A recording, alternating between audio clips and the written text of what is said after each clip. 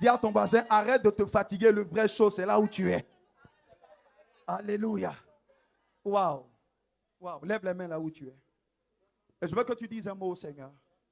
Dis un mot au Seigneur ce matin. La louange est une puissance incroyable pour le chrétien. Pour ceux qui comprennent. Le Seigneur a dit à Josaphat, il dit, ce combat, vous n'aurez pas à enlever vos vêtements. Il dit, louez simplement. Et c'est au travers de la louange que ces grands miracles, que la délivrance de l'Éternel leur a été accordée. La louange est un cadre extraordinaire pour que le peuple de Dieu rentre dans la délivrance et mieux dans la liberté totale. Bénis le nom du Seigneur. Dis-lui merci pour ce privilège d'être dans sa présence. C'est un bonheur, c'est un honneur que d'être là. Et il mérite honneur, il mérite gloire, il mérite célébration, il mérite adoration. Il mérite notre sérieux parce qu'il a été sérieux envers nous. Sa sérieuxité l'a emmené jusqu'à la mort pour nous. Et ce que nous lui devons en retour, c'est notre sérieux. Bénis-le ce matin, en juste quelques minutes. Je veux que ton cœur se connecte au cœur de Dieu. C'est une affaire de cœur à cœur. C'est une affaire d'amour. C'est une histoire d'amour. C'est une histoire de lune de miel avec le Saint-Esprit. Est-ce que tu peux glorifier son nom ce matin? Merci Seigneur. Quelle que soit ta position, adore-le simplement. La terre entière est remplie de ta gloire. Merci Jésus. Les ténèbres sont fuies à l'écho de ta voix. Ah. La création toute entière contemple la splendeur du lion de Judas. Oh,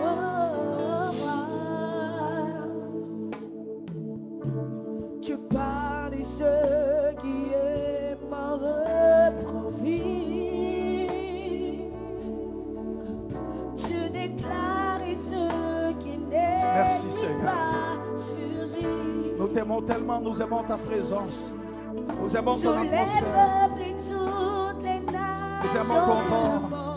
Nous aimons ton souffle. Adore-le ce matin de là où tu es. Glorifie-le. Ah. Saint, Saint, Saint, éternel, toi qui as fait des retiers, je t'adore. Oh Dieu, je t'adore.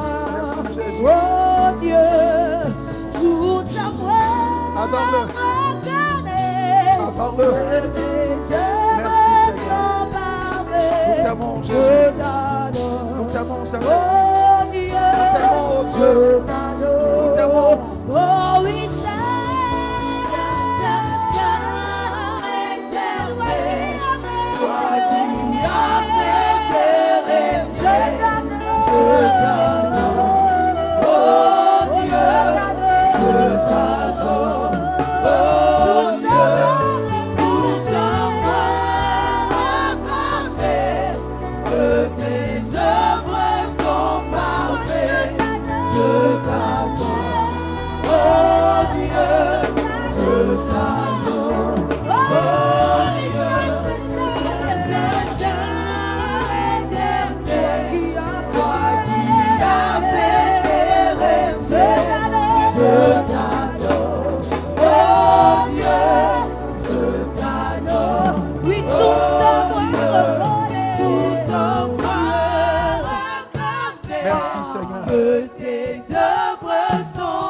tu peux le proclamer de nous.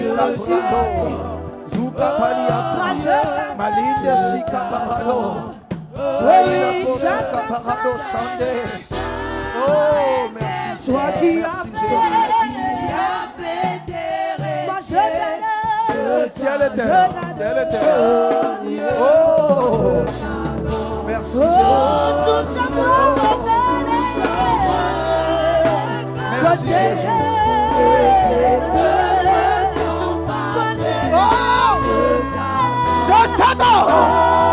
I worship you, O God. I celebrate your name, O God. Ciel et terre.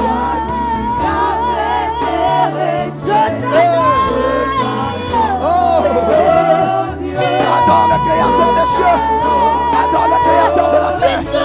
Adore le Créateur des cieux. Adore le Créateur de la terre. Il est vivant. Il est vivant. Il est vivant. Il est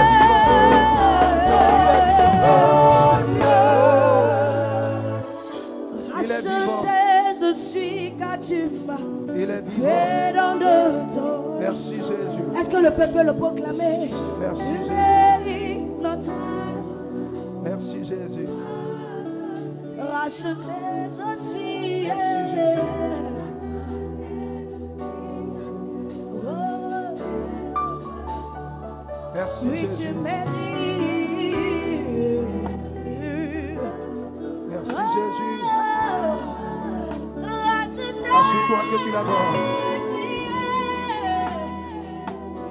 Assure-toi que tu l'adores. Assure-toi que tu l'adores. Merci Jésus. Thank you Jesus. Hey! je suis gratuit. Merci Seigneur. Merci Jésus. Merci Jésus. Tu mérites mon Merci Jésus.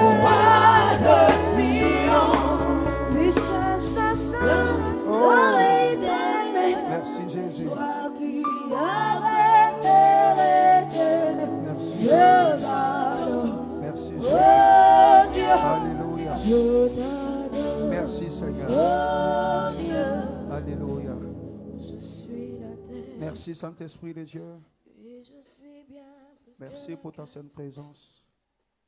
Merci d'être là avec ton peuple et d'être là pour ton peuple. Visite quelqu'un, ne nous laisse pas ressortir tel que nous sommes venus. Que toutes les ressources spirituelles que tu as rendues disponibles pour nous ce jour nous soient accordées, Saint-Esprit. Ouvre les cieux en ce lieu, ouvre ton ciel, ton bon trésor et arrose une vie ce matin. Bénis quelqu'un, rassasie quelqu'un, étanche la soif de quelqu'un, comble le vide en quelqu'un. Parce que le vide qui est en nous a la forme de l'Esprit de Dieu. Comme une pièce de puzzle, Saint-Esprit entre en nous et transforme nos vies. Restaure chacune de nos vies, Seigneur. Au nom de Jésus, prends le contrôle de toutes choses. Bénis-nous ensemble. Dans le nom de Jésus, on va se tenir debout juste pendant 30 secondes. Je voudrais qu'on puisse ovationner la présence de l'Esprit de Dieu au milieu de nous, la présence de Dieu.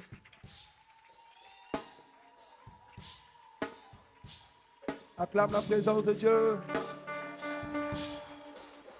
Acclame bien la présence de Dieu. Acclame bien la présence de Dieu. Alléluia. Merci au groupe de louanges. Que Dieu vous bénisse. Waouh, lève la main et fais comme ça. Merci Saint-Esprit. Dis merci, bonjour Saint-Esprit. Le plus souvent, quand on se réveille, on est prompt à dire bonjour à une personne autour, sans savoir que le Saint-Esprit est une personne aussi. Il n'est pas aussi, c'est les autres qui sont aussi. Lui, il est la personne la plus importante sur la terre. Le premier réflexe quand on se réveille, c'est bonjour Saint-Esprit. Parce qu'il est réel. Il est plus réel que ton frère que tu vois. Il est plus réel pour ceux qui sont mariés que ton épouse, que ton époux. Chaque matin, prends l'habitude de dire bonjour Saint-Esprit. Est-ce que tu peux le dire encore bonjour Saint-Esprit? Dis-le encore bonjour Saint-Esprit. Bonjour Saint-Esprit. Alléluia. On va s'asseoir dans cette présence. Oh, merci Seigneur. Ah, thank you Jesus. Quelle présence et quelle gloire. C'est un avantage pour nous d'être là où Dieu est. Le lieu qu'il ne faut jamais manquer, c'est le lieu de sa présence. C'est là où tout se passe. C'est là où des destinées sont recalibrées.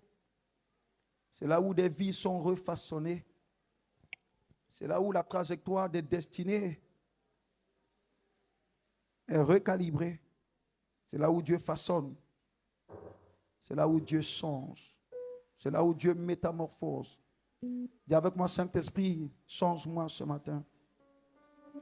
Saint-Esprit, métamorphose-moi ce matin. Et donne-moi de ressortir d'ici changé et transformé.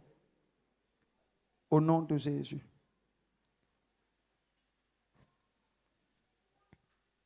Contemple tout doucement. Tu peux juste avoir les yeux fermés et le cœur ouvert. Et puis contemple-le. Si tu t'adonnes à cet exercice, tu le verras tel qu'il est. Parce qu'il est là. Il est là, là où son nom est élevé. Il est là où son nom est invoqué. Il est là où son nom est honoré et est pris au sérieux. La puissance du nom de Jésus dans nos vies dépend du sérieux qui accompagne ce nom-là. C'est le même nom de Jésus, mais le sérieux qui sponsorise cela, c'est ce qui fait la différence entre les croyants, entre les chrétiens et entre les hommes de Dieu. Comment tu le vois? Comment tu le perçois? Est-ce qu'on peut me donner Daniel 11, verset 32? Comment tu le vois? Comment tu le conçois? Comment tu le perçois? Après, je prendrai Exode 12. Et d'abord Daniel 11, verset 32. Regarde-le juste, contemple-le. Ne le regarde pas avec les yeux physiques, mais regarde-le avec les yeux du cœur. Paul a parlé d'illuminer les yeux de notre cœur. Notre cœur a des yeux. Et c'est avec ces yeux-là qu'on arrive à percevoir. C'est avec ces yeux-là qu'on arrive à connaître. Alléluia. Habakkuk a dit, je me tiens sur la tour pour voir ce que l'Éternel me dirait. Comment on peut voir ce que Dieu dit? Normalement, on entend ce que Dieu dit. Mais Habakkuk a dit voir ce que Dieu me dirait. Parce qu'en esprit, quand tu arrives à percevoir avec les yeux du cœur, c'est comme entendre la chose. Alléluia. Et c'est par là qu'on arrive à capter, discerner, percevoir Dieu et les choses de Dieu. Daniel 11, verset 32. Rapidement, et après nous allons prendre Exode 12, verset 8 à 9. Je continue sur le message que nous avons entamé la semaine passée. Je n'ai pas eu le temps de terminer. Sur, je crois c'était, quelqu'un peut me mettre le thème, c'était le chemin. Le thème était là tout à l'heure. Le voyage de la liberté en Christ. Alléluia. Et nous allons comprendre ce matin de quel voyage il s'agit. Dimanche passé, nous avons ébossé un peu ce voyage et tout le monde a eu le temps de voir et de comprendre l'histoire de ce voyage que beaucoup d'entre nous connaissions déjà dans le livre d'Exode, lorsque le peuple de Dieu sortait de l'Égypte pour être conduit où? Sur la terre promise, sur la terre que Dieu a promis à leurs patriarches. Mais avant d'en arriver là, regardez ce que dit Daniel 11, verset 32. On peut voir sur les écrans, il est dit, par ses intrigues, il entraînera dans l'impureté ceux qui auront trahi l'alliance. Donc ça, c'est un test, comme on dit, eschatologique qui parle des temps à venir. Je pense que nous sommes déjà dans ces temps-là où plusieurs seront trompés, plusieurs seront conduits par plusieurs vagues de doctrines qui ne sont pas des doctrines de Dieu. Paul l'a appelé doctrine des démons. Et la Bible dit, par ses intrigues, il entraînera dans l'impureté ceux qui auront trahi l'alliance. Mais le peuple de ceux qui connaissent leur Dieu agira avec courage. La version anglaise dit que le peuple qui connaîtra son Dieu sera fort et fera des exploits. Et le mot connaître ici, parce que dans les Écritures, vous allez voir, plusieurs fois le mot connaître est employé. Mais ça n'a pas le même sens dans les textes grecs. C'est pas pour mener une meilleure analyse des Écritures, c'est bon d'avoir recours aux textes originaux. Alléluia. Parce que le mot connaître, par exemple, a plusieurs significations en grec. Vous avez oido, vous avez ginosko, vous avez epiginosko. Il y a beaucoup de mots grecs qui signifient, et il y a même yada. Et ici, le mot connaître là vient de son étymologie grecque qui veut dire yada. Donc ceux qui yada leur Dieu dans cette saison-là seront forts. Et c'est parce qu'ils auront la force qu'ils pourront faire des exploits. Et le mot yada veut dire ceux qui percevront leur Dieu, percevoir. Ça veut dire ceux qui voient leur Dieu au-delà de la religion. Ceux qui le perçoivent, ceux qui le discernent, ceux qui arrivent à le distinguer parmi plusieurs dieux, sont ceux-là qui seront forts. Donc ça veut dire que notre force dans ce royaume ne vient pas du fait qu'on vient constamment à l'église, non, mais vient du fait qu'on perçoit, qu'on distingue, qu'on arrive à discerner ce Dieu que nous servons. Et nous sommes dans ce temps-là où notre solidité dans le Seigneur doit être prononcée. Parce que nous sommes dans des temps très, très dangereux. Où la Bible dit, même les élus seront trompés à cause de leur incapacité à se solidifier sur le roc qui est la parole de Dieu. Donc le fait de percevoir, de distinguer, de connaître ce Dieu parmi tant d'autres, arriver à l'identifier parmi plusieurs dieux. Alléluia. Lorsque Paul est arrivé à l'aéropage, la Bible dit que les Grecs adoraient plusieurs dieux. Je crois qu'il avait vu près de 12 statues qui étaient là. Et au niveau de la 12e, il n'y avait aucun écriteau. Il n'y avait aucune écriture, il n'y avait aucun Dieu qui était représenté. Mais les Grecs étaient conscients qu'il y a un autre Dieu suprême qu'ils ne connaissent pas. Donc Paul leur a dit, je viens vous parler de ce Dieu que vous ne connaissez pas. Vous avez 11 dieux en réalité, des dieux pour tout, pour la fertilité, pour l'élévation, pour la bénédiction, pour la pluie, vous avez des dieux. Mais je viens vous annoncer un Dieu qui est tout à la fois. Je vous ai dit, dans le nom de Jésus, qui seul est encapsulé toutes les dimensions de Dieu. Parce que dans l'ancienne alliance, quand vous voyez comment le peuple de Dieu fonctionnait, vous vous rendiez compte que ce peuple-là, pour chaque manifestation de Dieu, donnait un nom particulier à ce Dieu. Il a dit par exemple à Abraham, je suis pour toi El Shaddai. Et il a dit par exemple à Moïse, je suis pour toi le je suis. Donc le El Shaddai pour Abraham n'est pas forcément le je suis pour Moïse. En fait, c'est des dimensions. Parce que Dieu est multidimensionnel. Dieu, dans sa totalité, ne pouvait pas apparaître à ces Moïse et autres. Pourquoi? Parce qu'il ne pouvait pas le supporter. Donc le nom de Jésus est ce seul nom, quand tu le prononces, toutes les dimensions de Dieu se mettent en mouvement à la fois.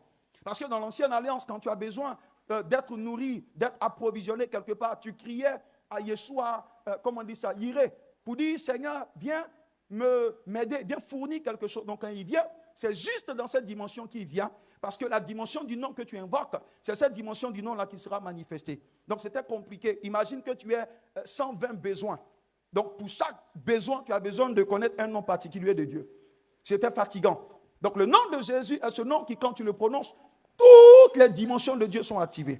Donc quand tu dis Jésus, tu es en train d'activer El Shaddai, tu actives El Shibor, tu actives El Roi, tu actives El Mekadishkem, tu actives El Sikenu, tu actives El Jibor, tu actives El Shalom, tu actives El Shama à la fois. À la mention du nom de Jésus, toutes les dimensions de Dieu se reconnaissent et le suivent. À la mention du nom de Jésus, Dieu le Père, Dieu le Fils, Dieu le Saint-Esprit sont en mouvement. C'est pourquoi la Bible dit, ce nom a reçu l'autorité suprême, le nom le plus élevé, par lequel tout autre nom est soumis. Ça veut dire tout ce qui arrive à être nommé est inférieur au nom de Jésus. Donc la Bible nous donne une assurance pour ceux qui connaîtront leur Dieu. Et c'est comment on dit ça, c'est une exigence pour notre temps. Il dit, si vous voulez être fort, vous devez connaître votre Dieu. Et c'est justement parce que la connaissance de votre Dieu vous a administré la force, que cette force vous donnera d'accomplir des exploits. Donc personne ne peut faire des exploits en dehors de la force de Dieu.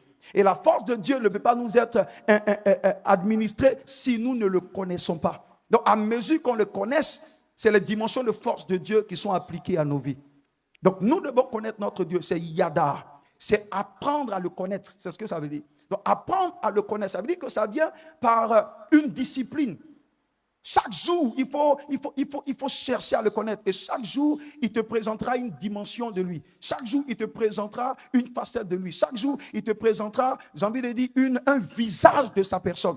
Et au bout d'un moment donné, la connaissance que tu auras emmagasinée constituera pour toi une force. Et c'est avec cette force, justement, que Jésus a repoussé Satan. Il a dit, il est écrit. Alléluia. Et nous sommes dans ce temps-là où le ainsi parle l'Éternel doit provenir de la quantité de il est écrit. Parce que je vous l'ai dit, toute prophétie est l'écho de la parole de Dieu. Si vous ne connaissez pas la parole de Dieu, vous ne serez pas à même de discerner de la véracité d'une prophétie. Parce qu'il y a des choses que Dieu dit, il y a des choses que Dieu ne dit pas. Dieu ne dira jamais quelque chose qui vienne contredire sa parole. Dieu ne dira jamais quelque chose qui viendra challenger sa parole. Tout ce que Dieu dira sera encerclé par la parole de Dieu. C'est pas vous devez voyager en Dieu. Vous devez apprendre la parole. Poursuivez Dieu. Cherchez Dieu au quotidien. Poursuivez-le. C'est votre seule garantie d'accomplissement de son livre d'ordination. Poursuivez, nous sommes dans le temps où nous devons poursuivre Dieu, comme les anciens ont poursuivi Dieu. Cette génération vous dira, poursuis l'homme de Dieu et lui te montrera Dieu. Ça n'a jamais été le modèle de Dieu. C'est poursuivre Dieu. Parce qu'avec l'esprit de Dieu qui est en nous, c'est comme un puits que nous avons à l'intérieur, que nous devons excaver au quotidien. Dans ce puits-là, il y a les réserves. Il y a des pierres précieuses incroyables. Mais s'il y a tout dans un puits que tu ne viens pas creuser pour excaver, trouver ce qui est à l'intérieur, la chose sera en toi, mais tu risques de fonctionner dans une dimension qui t'étonnera. Donc ceux qui connaîtront leur Dieu feront des exploits. Alléluia. D'abord, ils seront fermes et ils feront des exploits. Donc Exode, chapitre 12, à partir du verset 8 à 9. Cette même nuit, on en mangera la chair rôtie au feu. On la mangera avec des pains sans levain et des herbes amères. Vous ne le mangerez point à demi-cuit et bouilli dans l'eau, mais il sera rôti au feu avec la tête, les jambes et l'intérieur. Je vais aller très vite à cause du temps. Je parlais de la dernière fois du voyage, qu'est-ce que je dis? Le voyage de la liberté en Christ. Vous voyez que je n'ai pas parlé du voyage de la délivrance, mais j'ai parlé du voyage de la liberté. Parce que la liberté est supérieure à la délivrance. Et vous allez comprendre ici pourquoi je le dis. Regardez ce qui s'est passé avec le peuple de Dieu. Et c'est cette même méthodologie, ce même protocole divin que Dieu suit pour faire sortir le peuple de Dieu, même actuel, du monde vers la terre promise. Je vous ai dit cette image avec le peuple de Dieu en Exode, le peuple qu'il a établi comme pour être Dieu sur eux. Il a parlé de sa nation. Dieu, en fait, a donné un mode opératoire qui aujourd'hui doit être suivi par nous. Donc ça veut dire que la manière dont il est sorti avec son peuple en Égypte doit être pour nous un protocole que nous devons suivre. Alléluia. Parce que ici, l'Égypte est le symbole du monde. L'Égypte est le symbole du système du monde. Babylone aussi, mais aujourd'hui je ne touche pas la notion de Babylone, je voudrais juste toucher la notion de l'Égypte. Donc l'Égypte ici est le symbole du monde. Et vous voyez que c'est le même procédé pour un croyant aujourd'hui qui est sorti du monde pour entrer dans une nouvelle vie dans laquelle il doit trouver une terre. Hier, nous avons eu 10 heures de prière. Nous avons eu à toucher à la notion quand même de la terre, du territoire. Dieu nous conduit vers, il nous enlève d'une terre pour nous connecter à une autre terre qui est sa terre. Mais regardez la stratégie que le Seigneur a utilisée. Regardez le protocole spirituel qu'il a utilisé pour libérer son peuple de l'Égypte. Et c'est ce même protocole qu'on suit parce que ce protocole-là a une similitude dans la nouvelle alliance. Ça ne sera pas les mêmes choses parce que la nourriture ici était une nourriture physique. Mais dans la nouvelle alliance, Dieu utilise une nourriture spirituelle. Alléluia. Mais quand vous lisez cette nourriture physique-là et naturelle-là, vous allez voir que leur similitude spirituelle est la même chose que chacun d'entre nous doit manger, doit suivre si on veut sortir du monde pour entrer dans la gloire de Dieu. Et ce qui fait justement que beaucoup de chrétiens, bien qu'étant chrétiens, continuent d'être attirés, continuent d'être capturés, continuent d'être emprisonnés, continuent d'être pris dans les filets du monde. C'est parce que justement ce protocole-là a manqué ou n'a pas été suivi. La même nuit de la délivrance, le Seigneur leur dit, je viendrai frapper parce que votre heure de délivrance a commencé. Il dit, mais avant de le faire, je dois vous montrer comment moi, Dieu, je fonctionne. Il dit, prenez un agneau. Il donne les caractéristiques de cet agneau de moins d'un an. Je regarde bien. Il parle de moins. Je regarde rapidement. Il a donné les caractéristiques de l'agneau. Il dit, on le prendra avec son plus proche voisin. D'abord, avant d'arriver là, où il parle de l'agneau âgé d'1 an. Donc, il donne les caractéristiques de l'agneau. Ça veut dire qu'ils ne se sont pas levés pour vouloir sortir à leur manière. Dieu leur a donné la clé. Dieu leur a donné le secret pour qu'ils puissent échapper des mains de Pharaon. D'abord, la première chose, il dit, prenez le sang de cet agneau. D'abord, immolez l'agneau et prenez le sang, mettez-le sur les linteaux des portes et des fenêtres. D'abord, c'est ce qu'il donne comme instruction. Alléluia. Mais cet agneau dont le Seigneur a parlé dans la Nouvelle Alliance, quand vous lisez Jean le Baptiste en Jean 1, verset 29, c'est Jean qui, lorsqu'il a vu Jésus, pendant que tout le monde voyait l'homme, Jean voyait un agneau. Les hommes, les yeux physiques voyaient un homme, mais Jean disait, voici l'agneau que Dieu lui-même a apporté. Il dit c'est l'agneau de Dieu. Pas celui qui couvre les péchés, mais celui qui ôte le péché du monde. Donc ça veut dire que la chair ou l'agneau que Dieu a demandé à son peuple ici d'immoler était en rapport avec quoi? Avec la Pâque. Parce que Christ est notre Pâque. Parce qu'il a été immolé pour nous. Il a été immolé pour la rédemption du peuple de Dieu. Il a été immolé pour nous racheter d'un marché où on avait été vendu. Et l'expression grecque, c'est exagorazo. Ça veut dire qu'il nous a fait sortir du marché sans qu'il y ait une possibilité pour nous d'être revendus. Donc, la rédemption est permanente. C'est pas Romains chapitre 8, verset 33 dit « Qui pourra condamner ce que Dieu a libéré? Qui pourra juger les élus? » Parce que Christ lui-même est mort pour eux. Alléluia. Mais regardez ce que le Seigneur a dit. Il dit « Mettez le sang sur les linteaux des portes. » Mais il était en train de les délivrer. Donc, s'il mettait le sang seulement sur les linteaux des portes, c'était pour fermer les portes, pour ne pas que la mort vienne frapper. Parce qu'il y avait un vent de mort qui soufflait. Mais s'il mettait seulement le sang sans bouger de l'Égypte, on ne sait pas, peut-être que cette prescription était juste pour un jour. Peut-être que le lendemain, l'esprit de mort allait pouvoir rentrer. Parce que quand Dieu donne des instructions, ces instructions sont rattachées au facteur temps. Parce que les hommes sont dans le temps. Alléluia. La portée de ce que Dieu veut faire est éternelle, mais dans la manifestation, ces choses sont temporelles. Pourquoi? Parce que ça s'adresse à des hommes qui sont des êtres aussi bien temporels que des êtres aussi éternels. Donc tout ce que Dieu dit est rattaché au temps. Il leur a dit, mettez le sang pour cette nuit-là. Et il leur a dit, cette nuit même, vous devez sortir. Donc s'ils avaient mis le sang qui restait, peut-être que ça n'allait pas être bon pour eux. L'esprit de mort n'est pas rentré cette nuit. Peut-être que demain, s'il restait, ce n'était plus l'instruction de Dieu, la mort allait rentrer. Donc notre sécurité se trouve dans l'obéissance à la parole de Dieu. On ne peut pas compléter la parole de Dieu. Si Dieu a dit aujourd'hui, c'est aujourd'hui, on n'attend pas demain. Parce que ce qui est valable pour aujourd'hui n'est pas forcément valable pour demain. Mais Dieu l'a dit, vous devez sortir. Donc en plus d'avoir mis ce qui symbolise notre Pâque, il dit, vous devez sortir du monde. Mais vous ne pouvez pas sortir. Regardez, le voyage, il est long. Il dit, regardez comment ils ont parcouru toute cette distance pour avoir accès à la mer. Et après la mer, traverser, rentrer dans le désert. Le Seigneur leur a dit, vous aurez besoin de force. Une personne qui n'a pas mangé ne peut pas avoir la force nécessaire. Parce que la nourriture vient faire quoi? Nourrir notre corps. Alléluia. Donc il leur a dit, en plus de mettre le sang sur les linteaux des portes, mangez. Mangez. Il dit, faites rôtir et puis mangez. Et il insiste, il dit, mangez tout. Mangez. Pourquoi? Parce que le voyage est long.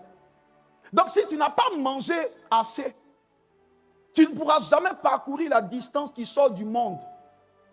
Donc beaucoup ont encore l'attraction du monde parce qu'ils n'ont pas encore mangé assez. Et c'est cette nourriture dont nous allons voir ici. Il a dit mangez cette chair-là. Parce que les trois aliments que le Seigneur a prescrits à son peuple pour leur liberté, en dehors même du sang qu'ils ont mis sur les linteaux, c'était la chair de l'agneau, c'était la manne. Et ensuite quoi?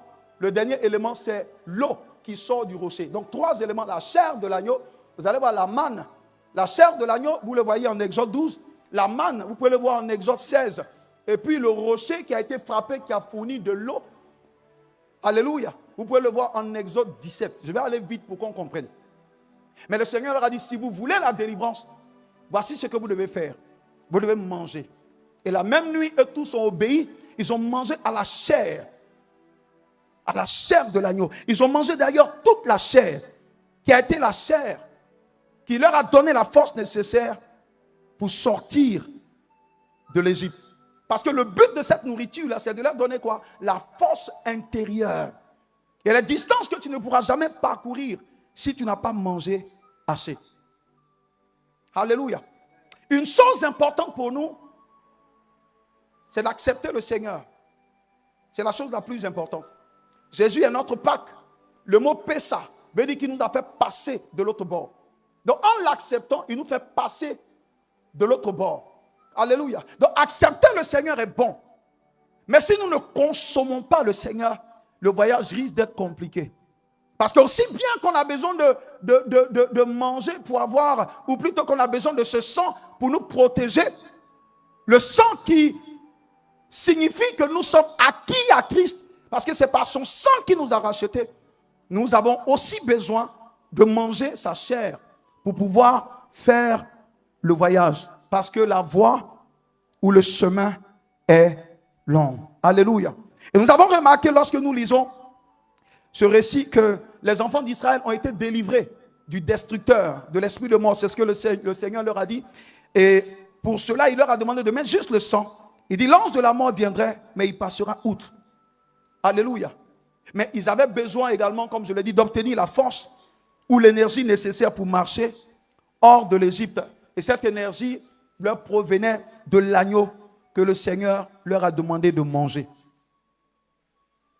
Aujourd'hui, beaucoup de chrétiens, vous allez voir, ont cru au Seigneur Jésus, mais ils n'ont pas la force de se séparer du monde. Ce n'est pas leur faute. Le seul problème, c'est qu'ils n'ont pas mangé de la chair. Parce que si tu appliques juste le sang, ça veut dire que tu es sauvé, mais que tu restes en Égypte. Tu es encore dans les liens, dans les problèmes. Donc il fallait qu'ils mangent pour avoir le carburant. S'ils ne mangeaient pas, ils n'auraient pas pu trouver le chemin de sortir de l'Égypte. Donc le Seigneur leur dit, mangez. Donc quand vous voyez un chrétien qui a des difficultés de s'éloigner du monde, le diagnostic, il est simple. C'est vrai que le sang de Jésus a parlé pour lui. C'est vrai que le sang a été mis sur les linteaux des portes et des fenêtres de son cœur. Mais il n'a pas mangé ce que j'appelle la chair de notre Seigneur. Dis amen à cela. Alléluia. Vous voyez, la force pour obéir au Seigneur et pour le suivre dépend de la chair que nous mangeons. Oui, ça dépend de la chair que nous mangeons. Et ici, de manière simple, qu'est-ce que j'appelle manger la chair? Manger la chair, c'est manger la réalité, parce que la chair fait partie d'une substance importante de la personne. Quand tu manges une réalité, tu deviens comme la réalité. Nous devenons ce que nous consommons. Manger la chair, pour nous aujourd'hui chrétiens, se voit par le fait d'avoir notre Jésus établi sur nous comme Seigneur. Parce que je vous l'ai dit, la dimension sauveur, le sang de Jésus qui est mis sur les linteaux, c'est Jésus qui se donne pour nous. Et justement, ce sang qui est versé, ou ce agneau qui a été immolé, était la préfiguration de l'agneau de Dieu. Donc le sauveur, le salut, sauveur, c'est Jésus qui se donne pour nous. Et manger sa chair nous donne, de nous donner pour lui. Donc manger la chair ici, le symbole prophétique qui en ressort, si on veut faire cette similitude avec la nouvelle alliance, c'est tout simplement avoir le Seigneur Jésus sur nous comme notre Seigneur. Vous savez, beaucoup ont Jésus comme sauveur. Et c'est d'ailleurs facile d'avoir Jésus pour sauveur, parce que c'est lui qui vient à nous. C'est lui qui nous a aimés le premier. C'est lui qui nous a donné la foi. Vous savez que la foi que nous manifestons, c'est une portion de la foi qu'il nous a donnée lui-même. Romains 12. L'amour que nous donnons à Dieu, c'est parce qu'il nous a donné cet amour en premier. Donc le fait de manger la chair, le symbole prophétique qui ressort de là, c'est que nous puissions établir nous-mêmes Jésus comme Seigneur. Et là, ça vient par une décision personnelle. Ça vient par une volonté personnelle. Quand Jésus est Seigneur sur une vie, vous voyez, le mot Seigneur parle de la seigneurie. Seigneur, généralement, c'est les rois qu'on appelle les seigneurs. Et le roi exerce une domination sur un territoire et sur ses sujets. Ça veut dire que nous devons permettre à Jésus de nous coloniser. Nous devons permettre à Jésus d'avoir l'autorité sur nous. Parce que si Jésus n'a pas d'autorité sur notre vie, c'est difficile que Jésus puisse exercer cette autorité qu'il n'a pas. Vous savez, parfois, devant certaines personnes, l'ennemi peut venir comme une flèche. Mais Jésus ne peut pas intervenir en faveur de la personne. Pourquoi? Parce qu'il n'a pas une position de Seigneur. Et l'ennemi dira, mais tu n'es pas Seigneur sur sa vie. Donc il y a des choses que tu ne peux pas. Alléluia. Vous vous souvenez de la parole qui dit, celui qui se soumet à une réalité pour lui obéir devient esclave de cette réalité. Si une réalité est esclave pour toi, c'est que tu es Seigneur sur la réalité. Et c'est très important que Jésus soit Seigneur sur nous. C'est ça, manger la chair de l'agneau. Vous voyez, quand Jésus est Seigneur sur toi, ça veut dire que tout ce que tu penses sont les pensées de Dieu. Tes décisions sont les décisions de Dieu. Et une personne qui fonctionne sous la seigneurie de Jésus est cette personne qui fait tout pour la gloire de Dieu. Vous avez entendu Paul dire, tout ce que vous faites, faites-le pour la gloire de Dieu. Paul était en train de parler à des personnes qui devaient se mettre sous la seigneurie de Dieu. Vous voyez, la Bible dit, tous ceux qui demeurent sous l'abri, sous la seigneurie de Dieu. C'est ceux-là qui trouvent quoi? Le repos à son ombre. Avoir Jésus Seigneur sur nous, c'est que Jésus soit le chef. Avant de faire quoi que ce soit, il doit nous donner sa permission. Avant de faire quoi que ce soit, nous devons lui demander d'abord la permission. Seigneur, est-ce que tu veux que je le fasse? Donc si j'ai envie de fumer du ganja, ou que j'ai envie de fumer, il y a quoi encore? La colle forte, ou j'ai envie de me taper même, j'ai envie de me winch même, alléluia. Avant de le faire, je vais vers lui dans la prière. Seigneur, est-ce que tu m'autorises à me winch? Et puis j'attends sa réponse avant d'aller me taper. Je sais que tu connais déjà sa réponse. C'est non. Et quand il te dit non, c'est non. Avant d'aller en boîte de nuit, tu rentres dans la prière. Papa, est-ce que je peux aller à la boîte de nuit là? Je vais mettre un mini comme ça qui arrive ici. Papa, tu me permets? Tu connais la réponse. C'est non. Quand j'ai envie de me retrouver dans un endroit avec une femme qui n'est pas la mienne ou avec un homme qui n'est pas pour moi, je vais papa, cette femme-là n'est pas pour moi, mais est-ce que je peux aller avec elle? Tu connais la réponse, c'est non. Et c'est ça qu'on dit Jésus est Seigneur sur toi.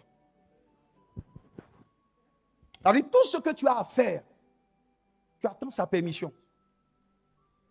Est-ce que je peux le faire? Et tu obéis à son instruction. Et c'est tout. C'est pas la Bible dit, offrez votre corps comme un sacrifice vivant. Un sacrifice, il ne parle plus. Hein? Un sacrifice, il ne parle plus. Si tu as mis un cadavre ici, que tu le tapes pour insulter le cadavre, il est à l'aise. Il n'a pas de problème avec toi. La Bible est en train de dire, soyez des cadavres qui allaient revivre sur l'autel de Dieu. Vous savez, ça, ce mystère, il faut que j'enseigne un jour. Quand la Bible dit qu'on est mort avec le Seigneur, ça veut dire quoi? Quand le diable arrive là, ton ancien a été un cadavre. La Bible même dit, considérez-vous comme mort. Quand il arrive, il parle à un cadavre. Mort en Christ, mais vivant en nouveauté de vie pour le Seigneur. Nous sommes désormais sous la seigneurie du Seigneur.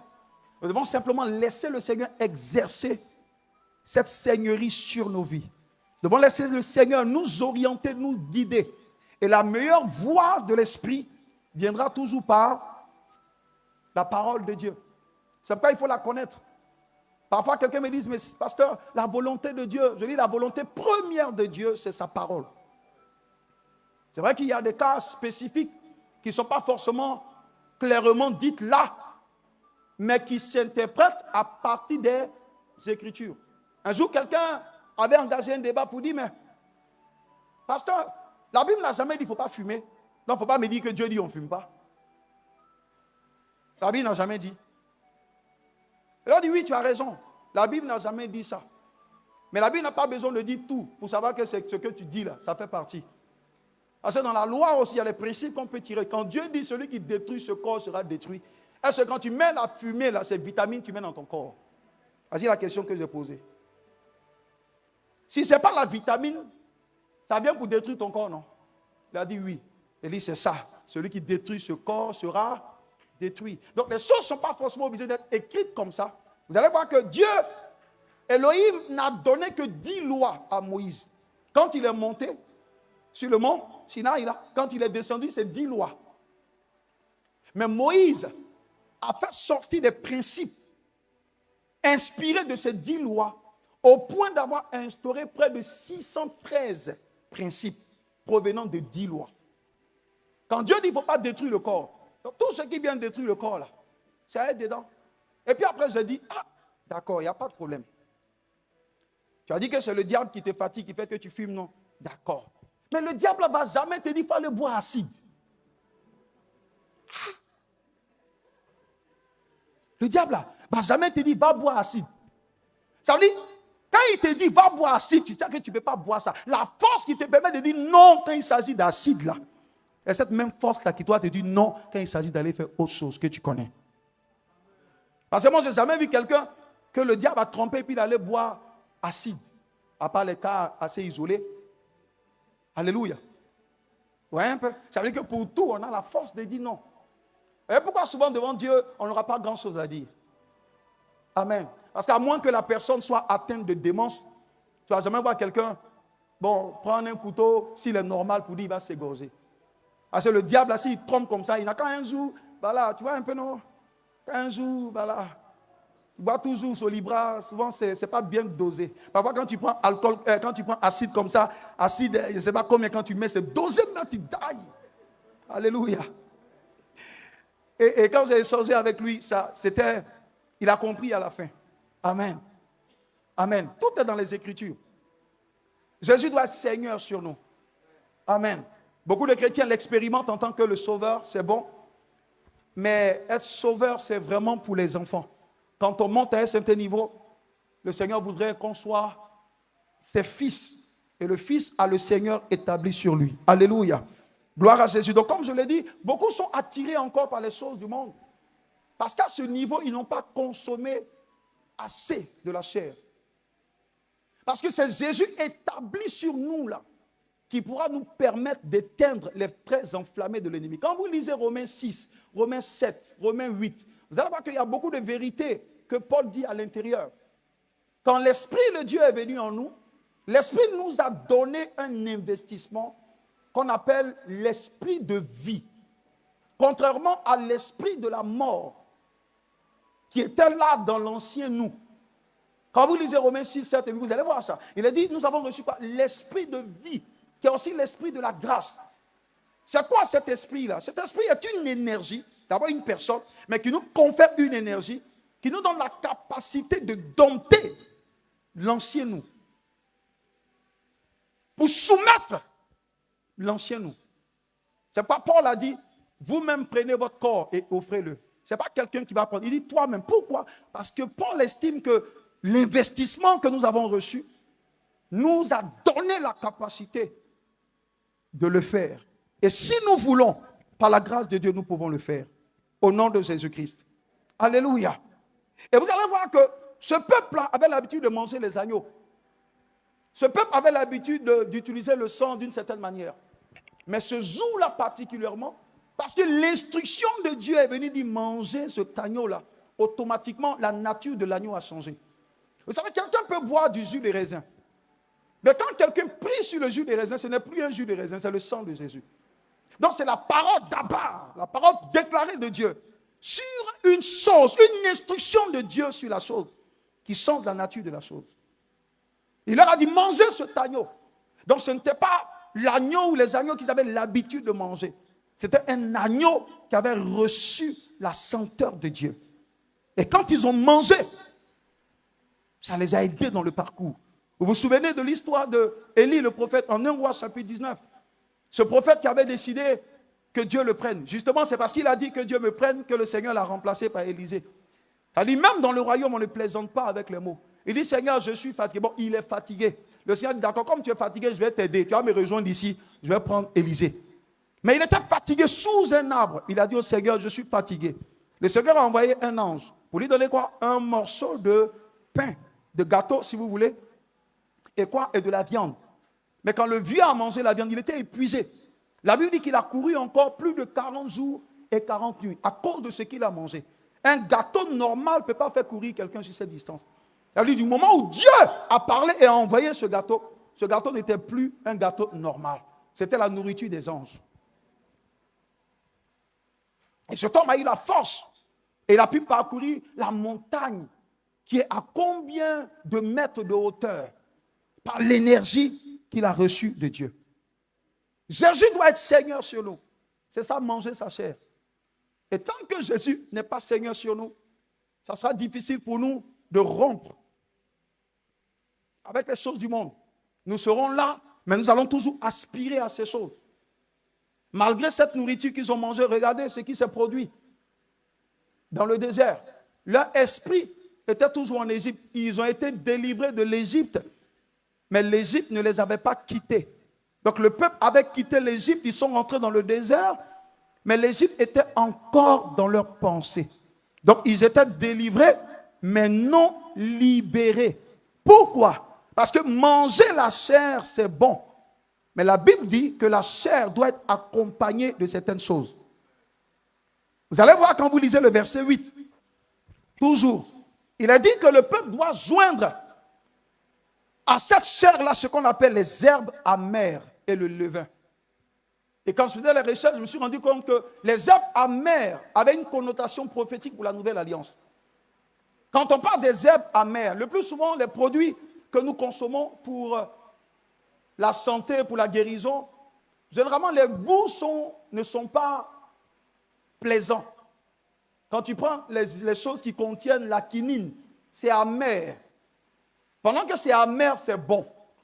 Donc, bon est différent de déplaisant. C'est bon pour le corps, mais c'est amer dans la bouche.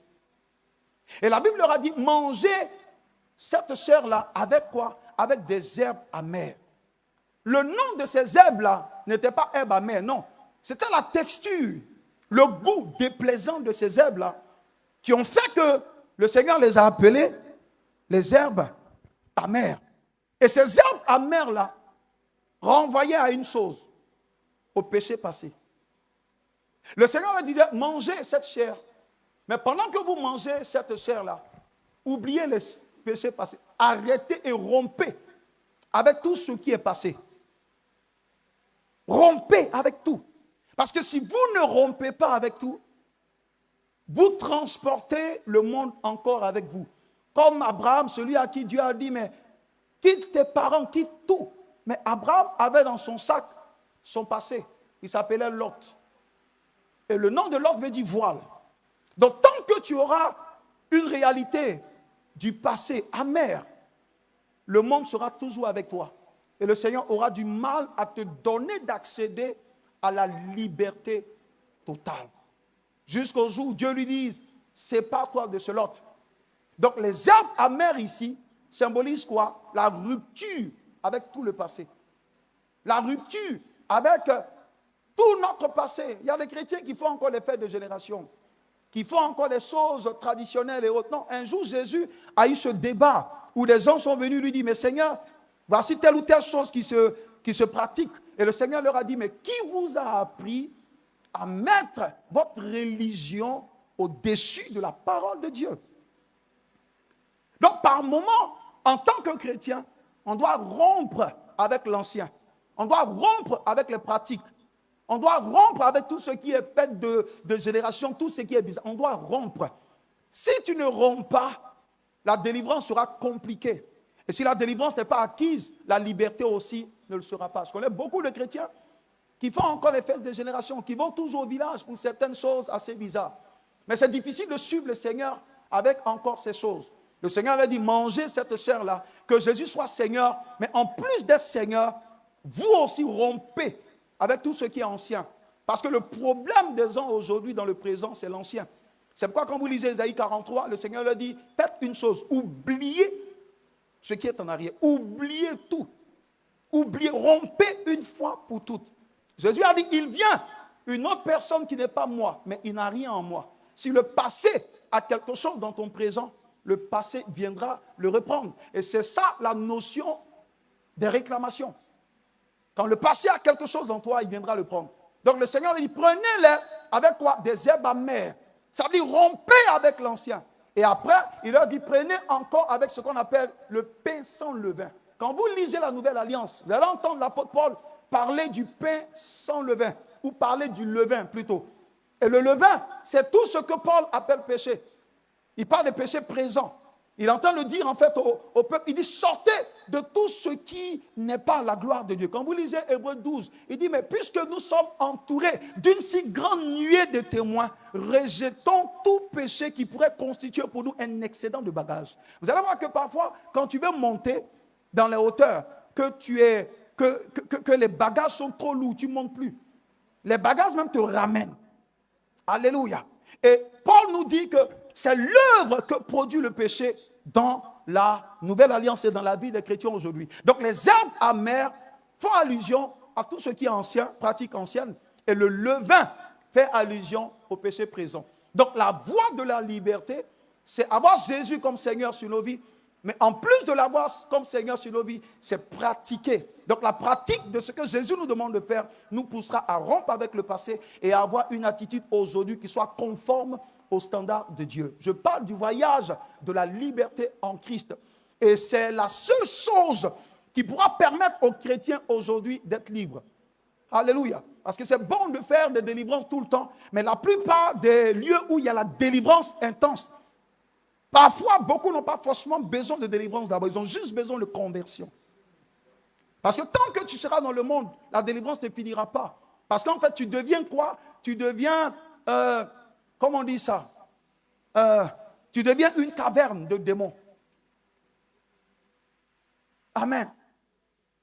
Parce que je l'ai dit, parfois, c'est mieux de laisser quelqu'un avec son seul démon que de vouloir chasser ce seul démon. Quand il ne vit pas bien, il y a d'autres contingents qui reviennent. Amen. Donc c'est important de rompre si nous voulons une délivrance réelle et si nous voulons une liberté en Christ. Donc il parle de quoi? Des herbes amères et il parle du pain sans levain. Les herbes amères qui font allusion, je l'ai dit, au péché passé qu'il faut abandonner totalement pour embrasser Dieu et de faire en sorte que notre vie actuelle soit à la lumière des Écritures, à la lumière de la parole de Dieu. Donc ça veut dire que la repentance des transgressions passées doit être une réalité vraie. Le plus souvent, quand on prie ici, même les prières de combat, vous allez voir qu'on commence toujours par la repentance. Parce que tant que nous ne sommes pas repentis de certaines choses, aucune délivrance n'est possible. C'est la clé royale pour ceux qui veulent expérimenter et vivre la liberté en Christ. Ce n'est pas une option, c'est indispensable. Alléluia. Et nous devons le pratiquer si nous voulons voir la gloire de Dieu en cette année. Alléluia. Est-ce que quelqu'un me comprend ce matin? Alléluia. Donc j'ai remarqué, quand j'analyse aussi, que la raison pour laquelle plusieurs vies spirituelles ne connaissent pas le progrès, c'est ça. Et c'est là où le diable, en fait, piège plusieurs. C'est ce qui fait que beaucoup n'avancent pas dans le Seigneur. Ils ont la volonté, mais ne comprennent pas que c'est là où le diable les tient. Jésus doit être Seigneur. Il ne suffit pas qu'il soit sauveur. Il est déjà par son sang qui est versé à la croix. C'est ce que la Bible nous a dit dans le livre d'Éphésiens. Son sang est le sang de la rédemption. Jésus a acquis pour nous le salut. Alléluia. Il a donné sa vie pour nous afin que nous, en retour, ce qui serait la réponse raisonnable, c'est de lui donner également notre vie.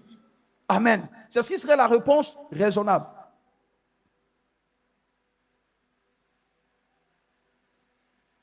C'est pourquoi la véritable clé de la délivrance, c'est Romains 12, verset 1. Offrez votre corps comme un sacrifice vivant.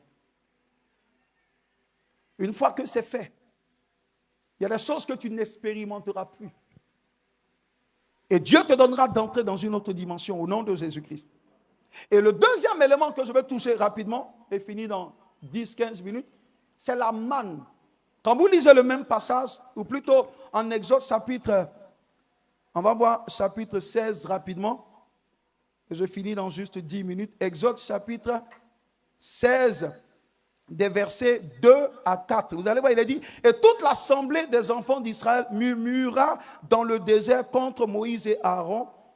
Et les enfants d'Israël leur dirent, que ne sommes-nous morts par la main de l'Éternel dans le pays d'Égypte, quand nous étions assis près des pots de viande, quand nous mangions du pain à satiété. Vous voyez, le peuple est en train d'être délivré du pouvoir de Pharaon, mais regardez leur murmure. Leur tête est en Égypte. Donc ils sont dans le Seigneur, mais leur tête est encore dans le monde. Ils sont dans le Seigneur, mais leur tête est encore ailleurs. Ils étaient en train de murmurer et ils étaient en train de regretter toutes ces carottes, tous ces concombres qu'ils ont laissés en Égypte. Selon eux. A dit tout ce que Dieu a fait, ils ont oublié. Ils ne savent pas que pour les sauver, ça coûtait la vie de Dieu. Et c'est ce que beaucoup de chrétiens aujourd'hui ne comprennent pas. Le coût de notre rachat, c'est la vie, non pas d'un individu, c'est la vie de Dieu. Il n'y a rien qu'une personne puisse donner qui soit beaucoup plus estimable que sa vie. Après la vie d'une personne qu'elle te donne, il n'y a plus rien encore à offrir. Dieu nous a démontré son amour pour nous.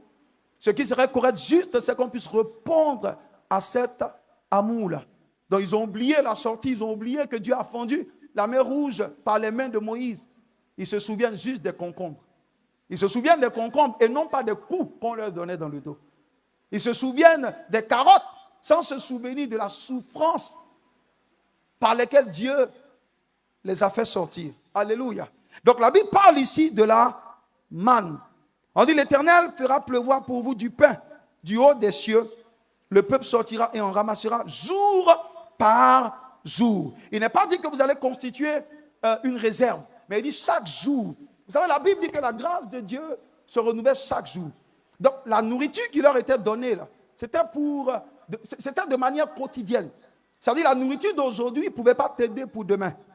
La nourriture d'aujourd'hui était juste pour aujourd'hui. Et si tu essaies même de la conserver, ça ne pourra pas, ça va pourrir. Mais à quoi est-ce que la manne ramène? Est-ce que la chair seule est suffisante? Non. La chair seule n'est pas suffisante pour sortir le peuple de l'Égypte. Dieu, après le sang, a parlé de la chair. Mais après être rentré dans le désert est long. Le chemin est long. La vie chrétienne est comme un désert que nous vivons. Alléluia. Et chacun d'entre nous vit ce désert. Chacun d'entre nous expérimente ce désert. C'est obligatoire. Parce qu'Abraham lui-même, qui est le père de la foi, est passé également par ce désert. Et Dieu introduit chaque croyant dans un désert. Chacun d'entre nous a son désert. Il y a, vous savez, ce n'est pas toutes les situations qu'il faut combattre. Il y a les situations qu'il faut accepter. Tu ne peux pas voir un médecin qui veut te faire une injection parce que ça fait mal, tu commences à boxer le médecin. Non, tu as besoin de passer par là pour ta guérison. Sans nous tous, on n'aime pas ces seringues-là. Mais bon, comme ça doit rentrer, c'est ça. Sinon, on n'a pas le choix. Alléluia. Gloire à Jésus. Qui a déjà vu une seringue et puis qui a commencé à pleurer déjà? Même si le médecin n'a pas vu, mais tu as crié dans ton cœur. Alléluia. Amen. Moi, il y a 3 ans en arrière, j'ai dit au Seigneur, c'est la dernière fois qu'on me met cette chose-là dans le corps. Oui, ce n'est pas gentil de la part du médecin. Alléluia. Alléluia.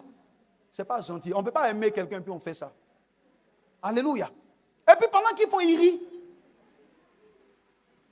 Mais tu es obligé de passer par ce désert. Pourquoi? Parce qu'ils rient. Pourquoi? Parce qu'ils ne regardent pas ce que ça te fait maintenant, mais ils regardent ce que ça produira hier.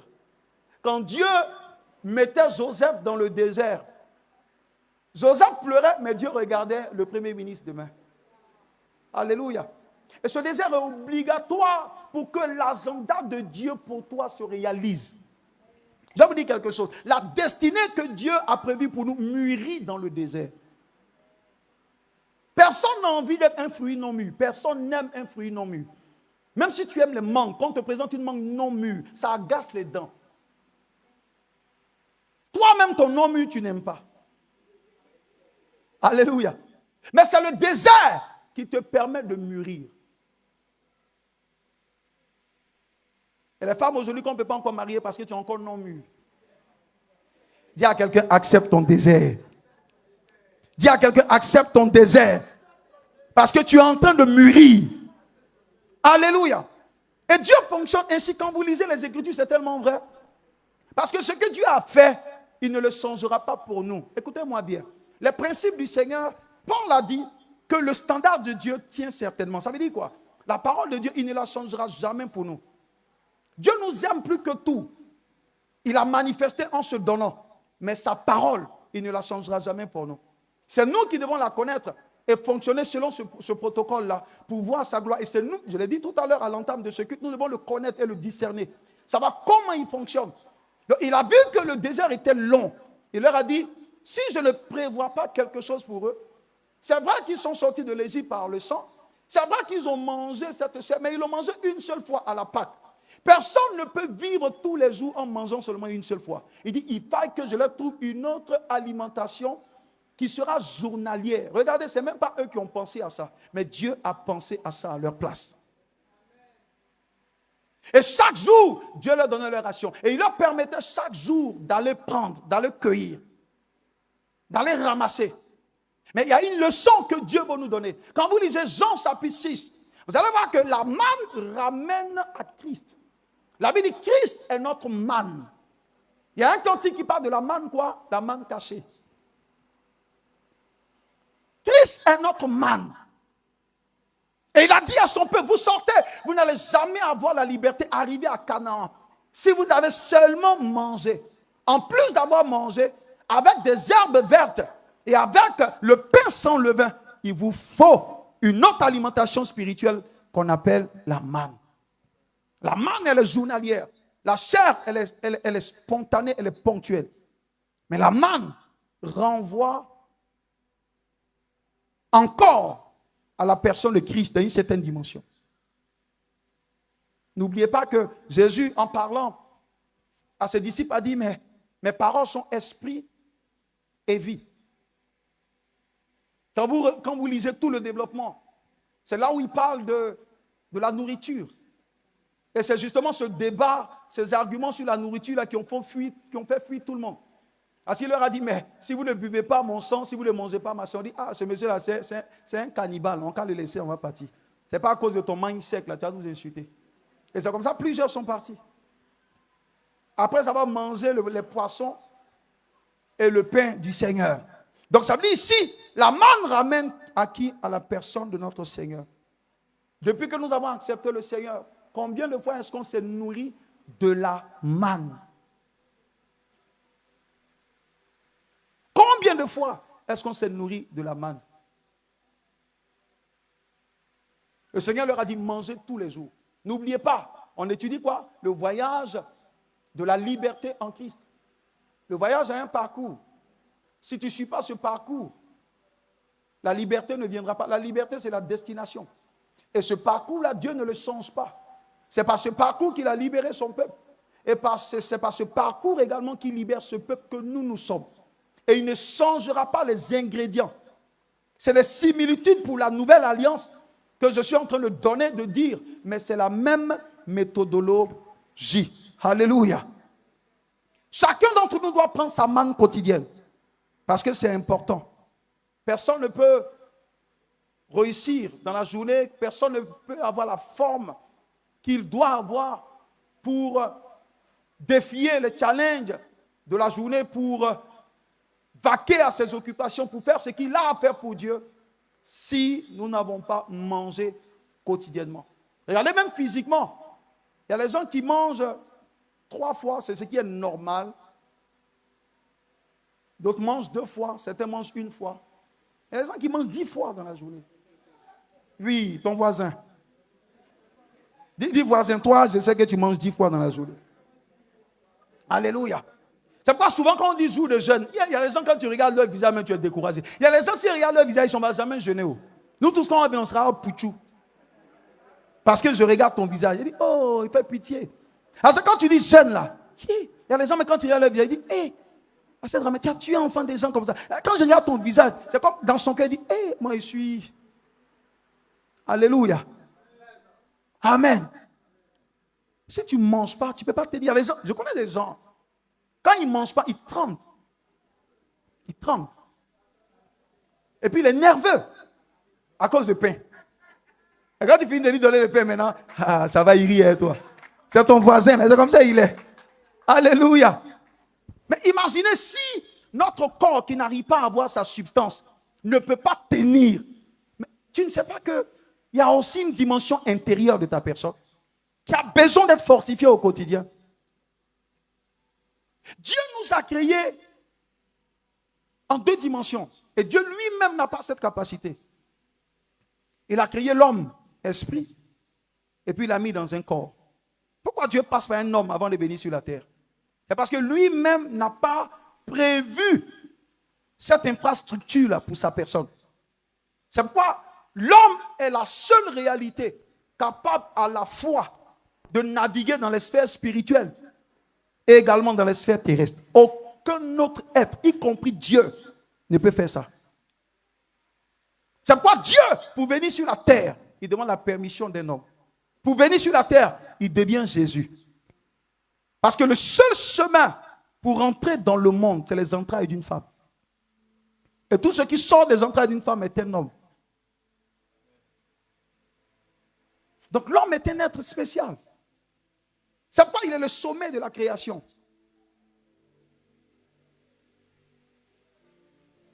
Tu n'es pas seulement qu'une personne ordinaire.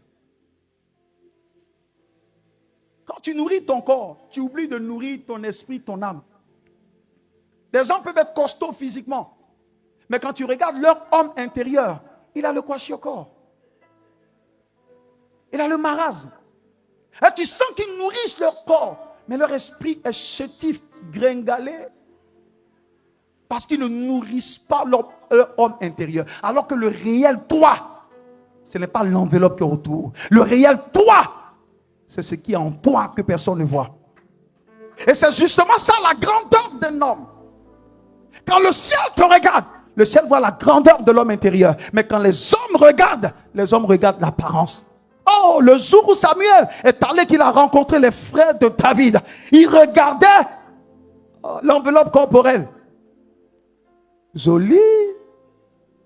Bobobo. Alléluia. Le Seigneur a dit, mon ami, les hommes regardent à l'apparence, mais moi, Dieu, je regarde à l'intérieur. Donc quelqu'un peut être grand sur la terre et petit aux yeux de Dieu. Parce que notre grandeur est fonction du degré de maturité que l'homme intérieur aura atteint.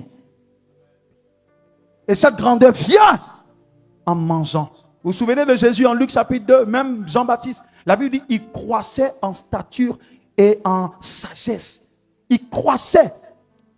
Mais c'était tout le temps en train de manger. Jésus aimait être dans la présence de son Père. Il aimait manger cette manne.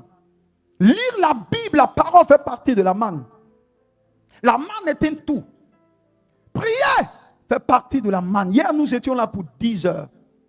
Certains ont pensé qu'on n'avait rien à faire, donc on est venu au ciel là, ils n'ont rien à faire. Ils n'ont qu'à aller faire musculation. Alléluia. Mais nous sommes venus manger la manne pour que notre homme intérieur grandisse, qu'il passe du gringalet à un homme intérieur robuste et musclé avec des tablettes de chocolat. Oh, une femme, si tu regardes un homme, il ne faut pas regarder les tablettes de chocolat apparentes. Regarde si son esprit a des tablettes de chocolat. Parce que les tablettes de chocolat que tu vois là, on fabrique. Même moi, hein, mon gros ventre, peut-être dans 2-3 semaines, je peux aller mettre des plaquettes. Ça, c'est pas ces 6 plaquettes. Mais il n'y a rien dedans. Alléluia. Beaucoup se musclent extérieurement. Mais est-ce que ton esprit est musclé? Quand quelqu'un vient te voir, il a toute l'apparence. Mais demande-lui, est-ce que ton esprit est musclé? Parce que ce qui va me donner le bonheur, là, c'est ton esprit. Là. S'il n'y a pas de muscle là-bas, il faut rentrer en gym. Yakataya, Lukabrado, Jadabababa, Labrado. Hier, on est venu nous musculer. On est venu manger la manne. J'ai vu les gens sortir tellement rassasiés par la manne qu'ils ont mangé pendant 10 heures. Que tu as suffisamment ce qu'il faut pour courir au moins pendant 10 mois. Dis amen à cela. Alléluia. Donc, lire la parole fait partie de la manne. Et Jésus le faisait au quotidien. Vous voyez, il le faisait au quotidien. David a dit, de nuit comme de jour. Ah, je t'invoque mon Père. Vous ne savez pas ce qu'une méditation matinale peut donner. Vous ne savez pas ce qu'une méditation entre midi et 2 peut donner. Vous ne savez pas ce qu'une méditation de nuit peut donner. Apparemment, vous ne voyez pas, mais il y a une transformation qui se produit. La Bible même parle de la parole qui est comme l'eau qui purifie.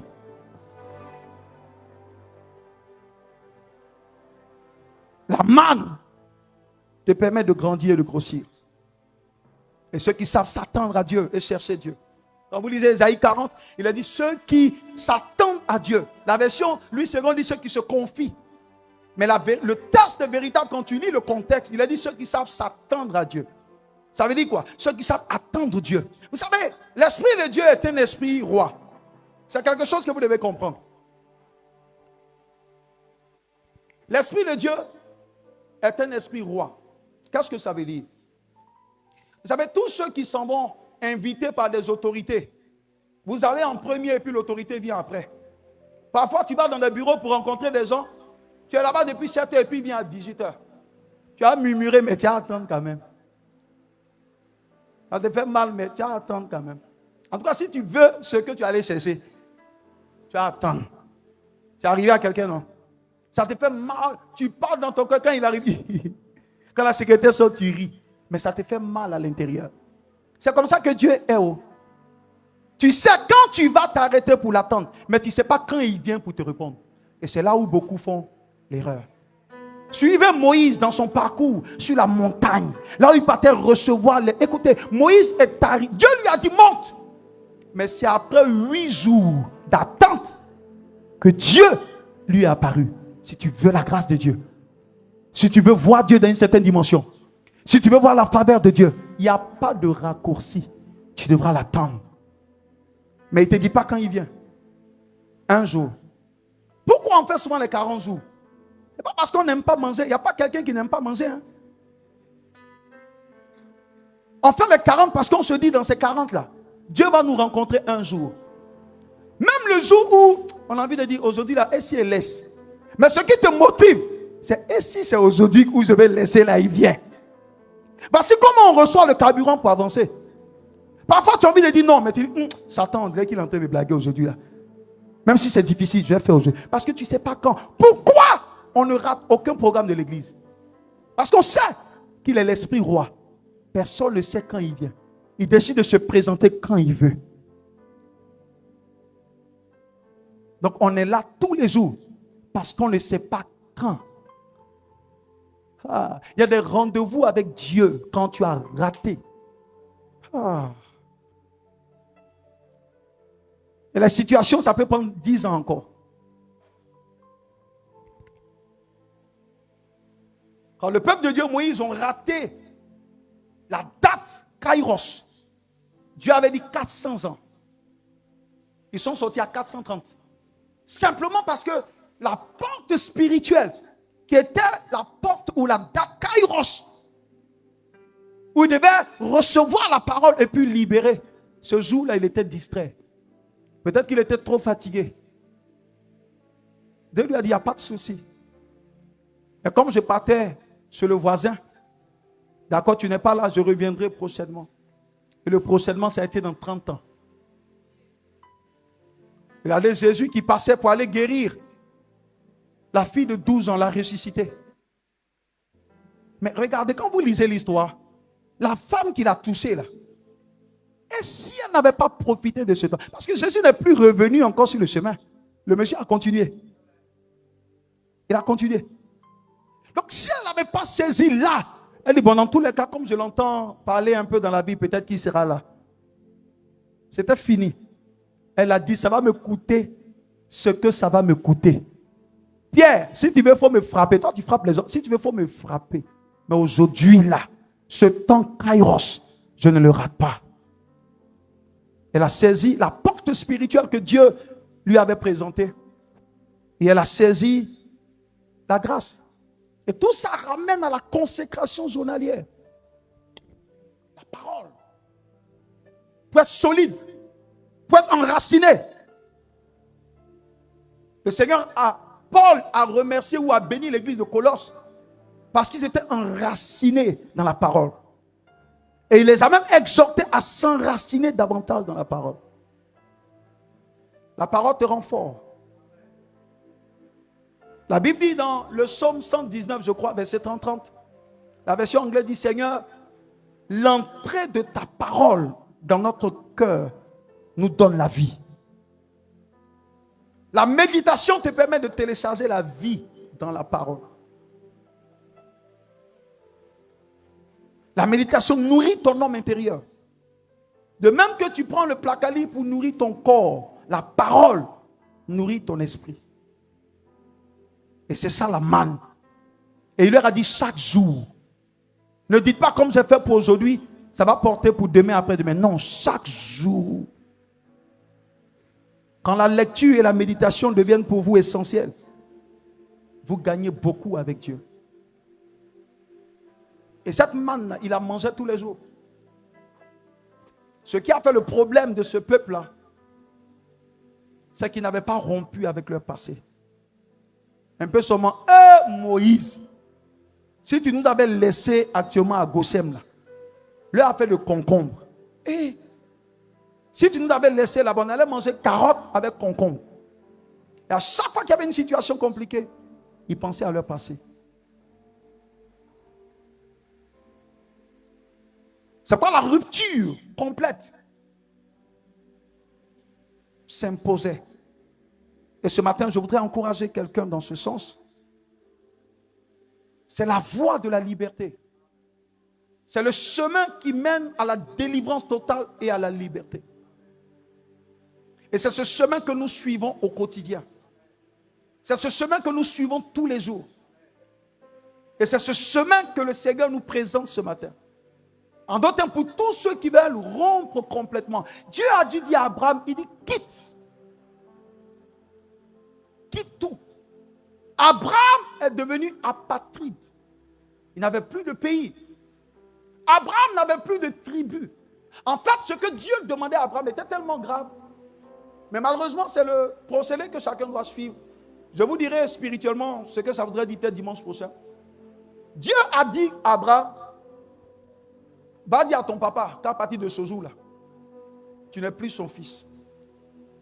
Je vous dis de manière pratique ce que Dieu demandait à Abraham. Va dire à ton père, papa, à partir d'aujourd'hui, là, parmi les enfants, on est 3, non? Il y a Dagobert, il y a Herbert, et puis il y a moi, Abraham. Il dit, mais à partir d'aujourd'hui, là, moi, Abraham, il faut m'effacer sur la liste. Le père a dit, tu dis quoi? En Afrique, il a dit, tu m'as insulté. Vous voyez le déshonneur? Tu m'as insulté. Il dit, papa, avec tout l'amour que j'ai pour toi, le Père Céleste est plus grand. Il dit de faire ça. Il a dit, quitte la maison de ton père. Mais Abraham s'est fait suivre par son père. Parce qu'il ne savait pas que la maison de son père n'est pas que physique. N'est pas que sédentaire. La maison de son père peut être mobile. Lisez bien, hein? Il dit, quitte la maison de ton père. Quitte ta patrie. Il dit, après, va dans le livre de fête des générations. Dans les générations, il y a des listes. Paul a dit que tu ne fais plus partie de la génération. En fait, tout ce qui pouvait constituer une attache d'Abraham dans ses origines, Dieu lui a dit, efface tout. Renonce. C'est ça qu'on appelle renoncer. En d'autres termes, renonce au Dieu de tes origines. Et quand il a fait, Dieu lui a dit, à partir de toi, je formerai une nouvelle nation. Dieu ne pourra jamais faire du nouveau avec toi si tu maintiens l'ancien. Non. Dieu veut faire du nouveau. Mais on ne prend pas un vieux linge pour le raccommoder avec un linge neuf. Il dit, on ne prend pas un vieux du vin, c'est ce qu'il a dit. On ne prend pas du vin nouveau pour le mettre dans les vieilles outres. Et ça, c'est le chemin de la liberté. Si le peuple de Dieu veut vivre Dieu, parce que ce que Dieu nous appelle à faire, c'est de l'expérimenter. C'est de le vivre au quotidien. Je l'ai dit, c'est de le connaître, Yada. C'est de le oïdo, d'être au courant de lui. C'est de le gynosco, de l'expérimenter. De le distinguer et de le discerner dans tout. Si Dieu est tout pour nous, il fera tout pour nous. Si Dieu est tout, Paul a dit un jour, rien ne pourra me séparer de l'amour de Dieu. Il dit ni la hauteur, ni la profondeur, ni la latitude, ni la longitude. Rien. Parce que Dieu est l'exclusif sur ma vie. C'est ça le Seigneur. Si Jésus est le Seigneur sur ta vie, il exercera son autorité sur ta vie. Et s'il arrive à exercer son autorité sur ta vie, Satan a déjà perdu d'avance. Parce que ce que Jésus tient entre ses mains, il a dit en Jean chapitre 17, il dit tout ce que tu m'as donné, je n'ai perdu personne d'entre eux, à part celui-même qui a décidé de se perdre. Sinon, je les ai gardés tous dans mes mains. Jésus est ton Seigneur. Et tant qu'il le demeurera, rien ne pourra t'empêcher de devenir ce qu'il a dit que tu sois.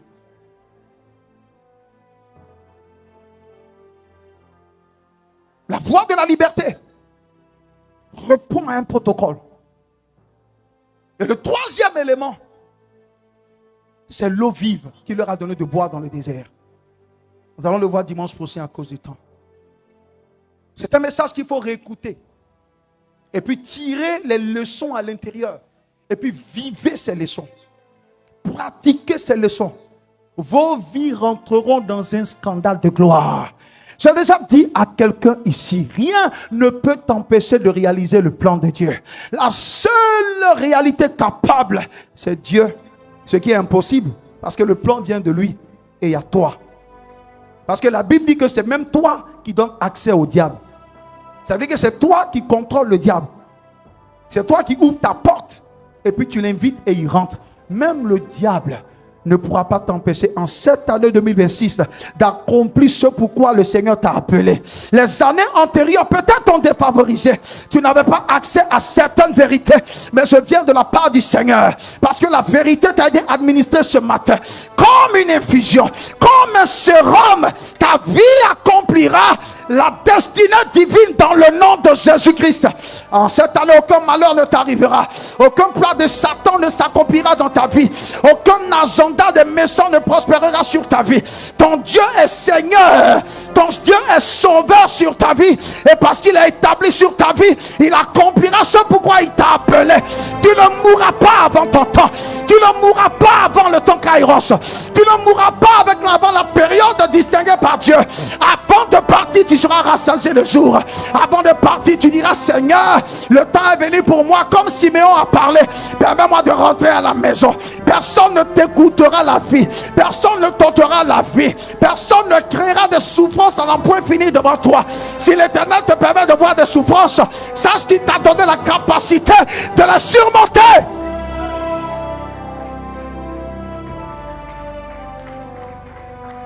Il t'a donné la capacité de la surmonter.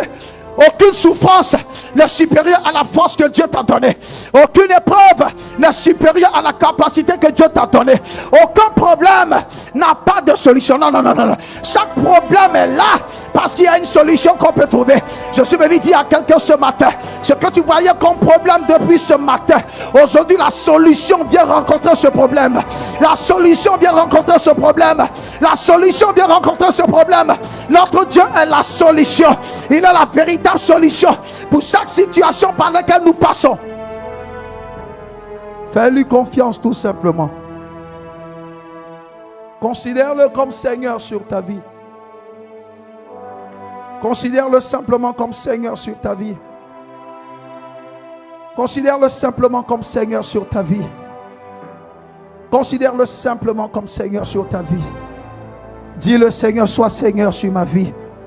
Dis: Seigneur, je t'intronise roi et Seigneur sur ma vie. Je veux que tu lui parles en quelques secondes. Je veux que tu sois roi et Seigneur sur ma vie ce matin, Seigneur. Est-ce que quelqu'un peut crier au Seigneur et lui dire: sois Seigneur ce matin. Dis-lui: ce matin, j'abandonne. À partir de ce jour, j'abandonne ma vie entre tes mains. J'ai essayé de la diriger par moi-même, mais ce matin, sois Seigneur. Et bon, je serai juste ce citoyen du royaume qui marche avec toi et qui marche sous toi. Dis au Seigneur: sois Seigneur sur ma vie ce matin. Prie le Seigneur pendant juste 3 minutes. Dis au Seigneur: sois Seigneur sur ma vie. Sois Seigneur sur ma vie. Par lui ce matin, sois Seigneur sur ma vie. Si tu réussis à établir Jésus comme Seigneur sur ta vie connaîtra une accélération incroyable. Une accélération qui te surprendra. Tout ce dont on a besoin, c'est de l'avoir comme Seigneur sur nous. Il a dit: celui qui demeure sous l'abri du Très-Haut repose à l'ombre du Tout-Puissant. Lorsqu'il est Seigneur sur nos vies, il exerce son gouvernement dans nos vies. Et nos vies sont orientées et dirigées selon son standard. Parle au Seigneur ce matin. Oh Jésus, parle-lui ce matin. Oh merci Jésus, parle-lui ce matin. Parle-lui ce matin. Parle-lui ce matin. Parle-lui ce matin. Merci Saint-Esprit. Merci Saint-Esprit. Sois Seigneur sur nos vies. Dirige nos vies, Saint-Esprit de Dieu. Conduis-nous ce matin encore. Nous nous livrons à toi entièrement et totalement. Dans le nom de Jésus. Merci Seigneur. Merci Jésus. Alléluia. Merci Jésus. Merci Seigneur. Dis avec moi, Seigneur, sois Seigneur sur ma vie. Dis-le, sois Seigneur sur ma vie. Sois Seigneur dans tous les domaines. Je te laisse tout domaine de ma vie. Je te laisse ma santé. Je te laisse, Seigneur, ma dimension professionnelle. Je te laisse le mariage. Je te laisse mon enfantement. Je te laisse toutes choses. Que tout soit pour ta gloire. Sois Seigneur sur ma vie. Je t'intronise à nouveau sur ma vie. Viens prendre le contrôle de toutes choses. Et viens me diriger pour ta gloire. Au nom de Jésus. Acclame le Seigneur.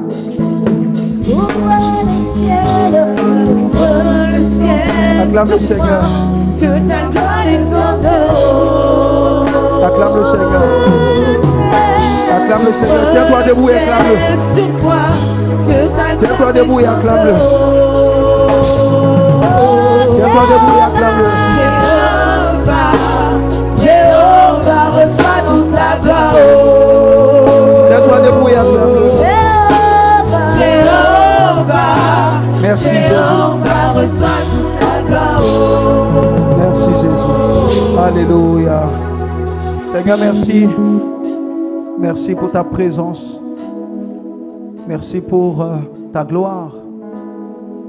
Aide-nous ce matin. Nous avons cette volonté de nous soumettre complètement et entièrement à ton autorité, à ta seigneurie, à ton gouvernement. Exerce ton autorité sur nos vies ce matin. Sois celui qui nous dise allez à gauche et nous irons. Sois celui qui nous dise allez à droite et nous irons. Sois celui qui nous instruise et nous obéirons. Sois celui qui nous intime des ordres et nous obéirons. Merci pour tout. Merci pour la capacité, pour la force que tu nous as conférée. Que ton nom soit magnifié. Que ton nom soit glorifié. Que ton nom soit célébré. Que ton nom soit exalté. Que ton nom soit honoré. Que ton nom soit glorifié. Au nom de Jésus. Amen. Merci Seigneur.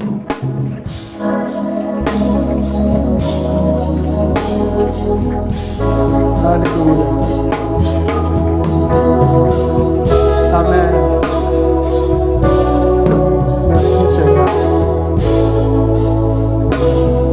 Que Dieu nous bénisse. Dans maximum 10 minutes, il sera midi, nous aurons fini. Juste quelques informations avant de laisser la place aux dirigeants du jour pour la suite. Nous aurons une réunion avec des personnes qui ont été appelées ou qui ont reçu des messages en semaine. Nous allons parler juste quelques minutes. C'est important que juste après le culte que vous puissiez rester. Cela, il va également de l'évolution et de l'avancement de l'œuvre que le Seigneur nous a confiée. Alléluia. Et je voudrais aussi nous donner une information assez importante. Vous savez, Dieu nous a fait la grâce de rentrer dans cette nouvelle année et nous savons que Dieu est en train de faire quelque chose avec RCN. Amen.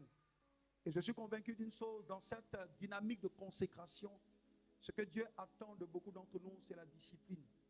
Vous savez, on ne peut pas évoluer avec Dieu si on ne sait pas de se discipliner un peu. Même dans le monde, ce qui constitue l'élément central là-bas, vous allez voir que c'est la discipline. Et le but de la discipline, c'est d'aider tout le monde.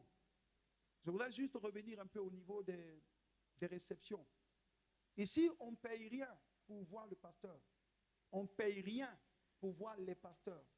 On ne paye rien pour être reçu. Amen. Cependant, à ce niveau, on a juste besoin d'organiser pour ne pas qu'il y ait des frustrations entre vous-mêmes. Je prends juste une image. Imaginez que vous soyez 2 ou 3 à vouloir voir les pasteurs.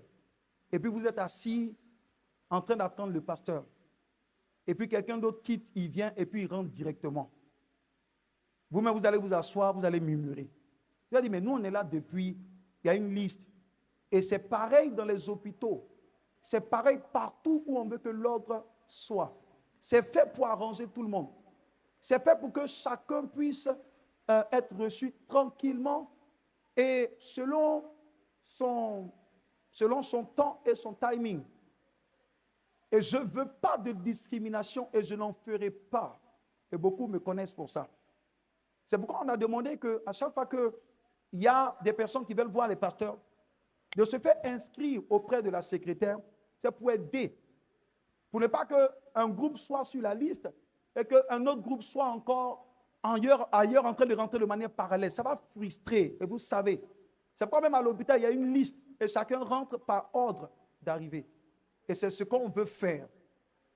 Et je veux qu'on puisse vraiment suivre ça pour notre bien-être. Ça crée beaucoup de dégâts alors que ça ne devrait pas. Partout, ça se fait. Nous sommes dans la maison de Dieu. Nous devons être un peu plus disciplinés à ce niveau. Personne n'est privilégié que son voisin. Je vous l'ai dit, il n'y a pas de privilégié pour le Seigneur. Il n'a que des intimes. Mais Dieu aime la justice. Alléluia. Et je veille à ça. Donc, à chaque fois que vous voulez voir le pasteur ou des pasteurs, allez sur la secrétaire et faites-vous inscrire. La secrétaire verra le protocole qui vous aidera à rentrer. Tout ça, c'est fait pour aider. Parce qu'on ne va pas demander à une hôtesse qui vous permet de rentrer. Vous voyez, quand vous rentrez, il y a les hôtesses qui vous permettent de vous installer pour que vous n'arriviez pas, que vous soyez en train de chercher. Non, elle vous oriente. Donc, c'est pareil. Pour ne pas que vous soyez là et que quand il s'agit de rentrer, vous ne sachiez pas où vous devez aller. Donc, ils sont juste là pour vous dire, vous rentrez, pour vous aider, pour que ça aille vite. C'est pour ça qu'ils sont là. Amen. Donc, quand vous voyez la secrétaire, elle leur donne, et puis ils vous font rentrer tranquillement. Amen. Et je veux qu'on puisse respecter ça, pour ne pas que ça crée des problèmes. Donc, je veux parler aussi à tout le monde. Quand on veut venir même avec quelqu'un au niveau du bureau, qui a déjà le protocole qui donne des instructions, il faut qu'on respecte. Vous savez, je vais vous dire quelque chose d'assez important. Parce que je ne vais vraiment pas jouer avec cette année. Moi-même, je respecte tout le monde, même le plus petit. Donc, je ne peux pas respecter et puis voir que vous ne vous respectez pas entre vous. Si je découvre ça, je vais sanctionner. Parce que personne n'est plus grand que Dieu. Dieu, c'est l'ordre. Dieu, c'est la discipline.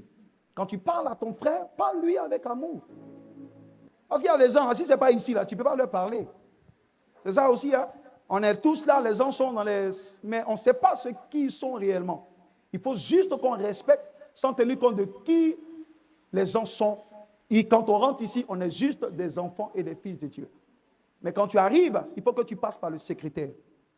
Le secrétariat, et que tu te fasses enregistrer avant de rentrer. Et je veux aussi attirer l'attention des responsables à ce niveau. Je veux que ça puisse s'étendre à tout le monde. Pour ne pas que ça crée des frustrations. Nous sommes à l'église et ça doit commencer par nous-mêmes responsables. Comme je l'ai dit, il peut y avoir des cas qui sont importants, urgents. Vous le dites toujours à la secrétaire ou au protocole qui peut venir dire au pasteur. Parce que parfois, quand on reçoit qu'il y a des entrées et sorties, ça fatigue, ça met mal à l'aise. Vous-même voyez, hein, je mets devant vous pour que vous compreniez. Amen. C'est pour que les choses soient tranquilles et que chacun soit servi selon la méthode de Dieu. Personne n'est plus grand que son camarade dans l'église. Le seul grand dans l'église s'appelle Jésus-Christ. N'oublions pas que chaque attitude, Dieu l'utilise pour tester notre caractère. Il ne faut pas exposer ton caractère devant les gens. Amen. C'est simple. Vous faites inscrit comme on a dit, et puis vous venez voir le pasteur tranquillement, chacun à son tour. Ça ne crée pas de problème. Si tu es venu avant quelqu'un, tu passes avant. Si tu es venu après, tu passes après. Si tu veux venir avant, tu viens vite. Vous voyez que c'est simple comme ça, non? Alléluia. Il n'y a pas de problème au milieu des hommes. Quelqu'un a dit, je termine par ça, si tu vois deux personnes en train de faire palabre sur 1000 francs, c'est qu'il y a un qui prend 600. Donc, si tout le monde prend 500, il n'y a pas de problème. S'il y a palabre, c'est qu'il y a un qui veut prendre 700 ou qui veut prendre 600. En fait, je le dis dans l'amour du Seigneur. Nous sommes dans notre église et il faut que nous puissions cultiver ça pour que les relations entre nous soient intéressantes. Ça se fait dans le monde, partout. Ce n'est pas ici, là, on ne va pas faire ça. Tous ceux qui veulent être reçus, vous avez le droit d'être reçus. Alléluia. Vous voyez la secrétaire, elle vous inscrit, et puis On programme, on vous prend tranquillement, sans donner un rond. Alléluia. Parce que Jésus n'a pas pris un rond à quelqu'un pour le recevoir. Que Dieu vous bénisse. Est-ce que tu peux sourire un peu? Alléluia. Dis à quelqu'un, il ne faut pas effrayer le pasteur, tu ne souris pas ce matin. Amen. Et comme je l'ai dit juste après, nous allons recevoir aussi des personnes qui ont été invitées à prendre part à une réunion. Que Dieu nous bénisse, que sa grâce soit avec nous. Est-ce que tu peux célébrer le Seigneur? Acclame le Seigneur. Acclame le Seigneur. Acclame le Seigneur. Agalio, Agalio, je me réjouis en esprit. Agalio, Agalio, Agalio, Agalio, je me réjouis en esprit. Agalio. Alléluia. Gloire à Dieu. Quel message.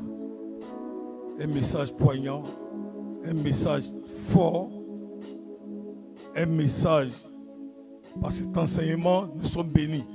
Gloire à Dieu. Le thème, le voyage, la liberté en Christ. Et la Bible nous dit en Jean 8, 32, vous connaîtrez la vérité et la vérité vous affranchira. La vérité vous rendra libre. Alléluia. Cette vérité ce matin, c'est la parole que tu as entendue. Si cette parole t'a fait du bien, tu dois te lever et acclame le Saint-Esprit qui a produit la parole, qui a donné la parole. Acclame fortement le Saint-Esprit qui t'a fait du bien ce matin. Alléluia. Quelle puissante parole. Nous allons rendre grâce à Dieu librement avec une offrande pour soutenir cette parole. Alléluia. Pour dire merci à Dieu et qu'il continue toujours de nous donner la parole. Amen.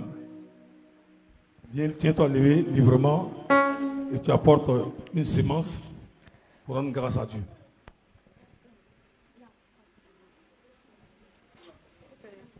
Je suis la tête, oui, je suis bien plus que vainqueur. En tout temps, je me réjouis, je m'écris Alléluia. Je suis la tête, oui, je suis bien plus que vainqueur. En tout temps, je me réjouis, en tout temps, je me réjouis.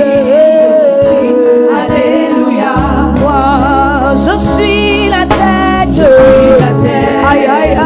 Oui, je suis bien plus que vainqueur. En tout temps, je me réjouis, en tout temps, je me réjouis. Je chapelle, alléluia. Oh, je suis la tête, oui, je suis bien plus que vainqueur. En tout temps, je me réjouis, en tout temps, je me réjouis. Alléluia. Agalio, Agalio, Agalio, Agalio. Je me réjouis en esprit, je me réjouis en esprit. Agalio, Agalio, Agalio, Agalio. Je me réjouis en esprit, je me réjouis en esprit. Agalio, Agalio, Agalio, Agalio, Agalio, Agalio. Je me réjouis en esprit. Agalio, Agalio, Agalio, Agalio. Je me réjouis en esprit. Agalio. Alléluia. Nous pouvons acclamer le Seigneur. Merci au Remnant Voice, que Dieu vous bénisse. Parce que dans les semaines, mois à venir, le Seigneur va permettre à son serviteur de faire un worship time par la grâce de Dieu. Amen. Nous avons fini pour aujourd'hui. Nous allons prendre rapidement quelques informations. Et comme nous l'avons dit le dimanche passé,